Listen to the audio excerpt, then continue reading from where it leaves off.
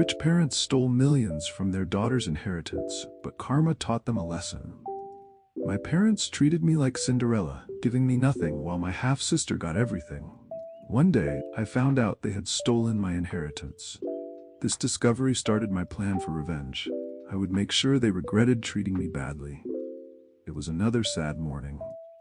I woke up late in my small makeshift bedroom in the pantry. Stepping out, I saw the living room was a disaster. Last night, Alice, my half-sister, had thrown a loud party that kept me up. Cups, plates, and decorations were everywhere. I started cleaning, feeling left out and jealous of Alice. She always got everything: attention, parties, and gifts. On my 16th birthday, I got nothing. It's always been like that. I'm 18 now, and I've gotten used to the lack of love and attention from our parents. As I cleaned, I heard Alice's voice. "Did you just wake up?" she asked, sounding annoyed. "Yes, the music kept me up," I replied, trying to stay calm. "Are you blaming me? You know what will happen if our parents see this mess once they return from the cruise." Alice snapped. "Go to hell," I said boldly, surprising myself. I had never talked back to her like that before. Alice's face turned red as she tried to hit me, but I pushed her away. "We're done, Alice," I said firmly. "I'm leaving. I'm 18, and I don't have to stay here and be treated badly." Alice looked shocked. "You'll regret this, Sarah," she threatened. Ignoring her, I went to pack my few clothes into a bag. My life's belongings were so few, they all fit into one small bag.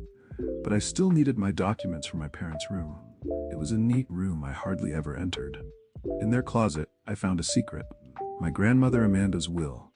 It said she had left me $2 million, but my mom was supposed to manage it until I turned 18. Reading the document, I realized my family had been using my money. My heart sank. Then, hidden in an envelope, I found a letter from my grandmother and a true copy of her will. It said the money was only mine. My mom and Simon had lied and used my inheritance. I felt furious. I decided they would face justice. I planned to go to the police and get back what was mine. No more being ignored. It was time for them to answer for their actions. Suddenly, Alice grabbed the envelope from my hands. Then, she locked herself in the bathroom. Through the door gap, I watched her tear up the letter and flush it down the toilet. "What have you done?" I cried out. "You can leave our house now." Alice sneered as she stepped out. I was crushed. My evidence was gone, but I couldn't give up. I decided to find a lawyer who could help me. At the law office, I explained everything to the lawyer. "Without the original will, it's tough to prove your claim," he said sadly.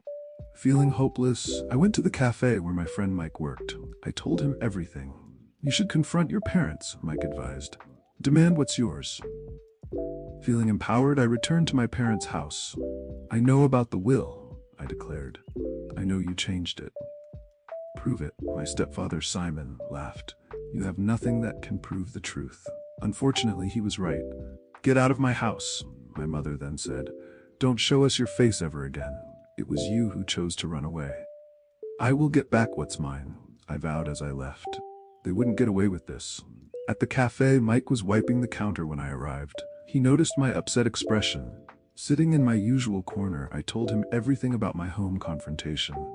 After my dad died, my mother showed her true colors. She married my stepfather and they lived off my inheritance. "I can't believe they did that," Mike said angrily. "I want to take everything back," I whispered. "And I want them to suffer like they did to me." Mike was surprised. "What's your plan?" "We'll set up an underground poker club to trap my stepfather." I explained. "We'll use hidden cameras to cheat. I'll guide you with an earpiece." "It's risky, but you seem sure," Mike said. "I have nothing to lose," I replied, and he agreed to help. "How will we get Simon to come?" Mike asked. "On my way here, I came up with a plan," I said, explaining how Mike would lure Simon with fake money and tales of a lucrative poker club. Mike was hesitant, but finally agreed. "Let's go all in," he said, committing to the plan. After selling my late father's pendant at a pawn shop for $2,500, I got the money for setting up the club. Mike called later, excited. "Simon took the bait. He's coming tomorrow," he said. "And I've managed to get some actors as well, but we'll have to pay them." "Great," I responded, relieved but nervous. "Don't worry, we'll get them their share." As I hung up the phone, I realized the magnitude of our plan. It was about justice now, not just money or revenge. I was ready. In the basement of the coffee shop where Mike worked, we set up our trap. The dim room smelled of stale coffee, and we turned it into a secret poker club. We installed a poker table and hidden cameras to capture the card games. The next night, the basement buzzed with tension. I watched from a small room filled with monitors, each showing a different angle of the poker table. Simon, my stepfather, arrived confidently, carrying a suitcase full of money. "Mike, scratch your ear if you can hear me," I whispered into the microphone. He did, signaling everything was ready. The game began. I instructed the actors through the earpiece, letting Simon win at first to get him hooked. As the game continued, Simon's luck seemed to soar. "Today's my day," he declared, not knowing the game was rigged. But soon his luck changed. I manipulated the game from behind the scenes, guiding the actors to drain Simon's money. He started betting recklessly, his watch, then his car. Watching him lose, I felt a mix of power and justice. By the end, Simon had nothing left. Then he said he needed more money and left the poker game. "He's going to lose everything," I said through the earpiece. Soon, Simon came back with another $500,000 in a suitcase. The game continued, and Simon's money kept decreasing. Finally, he was left with nothing, crying over his losses. Despite his past cruelty, I felt unsettled seeing him so broken. The next day, I visited my old house to get the only photo of me and my late dad. Inside, my mom and Alice were crying because Simon had lost everything in the game and was now in a coma with a brain tumor after suffering a heart attack. They needed money for his treatment, but had none. Feeling a need to help, I secretly left $200,000, the money my mom said Simon needed, under a floorboard in the pantry. I'd carried a bag with me which had all the money. I was planning on leaving the city after getting my photo with Dad. In the living room, I hinted to my mom about money hidden in the pantry. I told them I had seen Simon hide some cash in the pantry. She found it and was relieved. Leaving the house, I knew I had made the right choice to help them, choosing compassion over revenge. It was time to start a new chapter, one where the shadows of the past no longer lingered over me.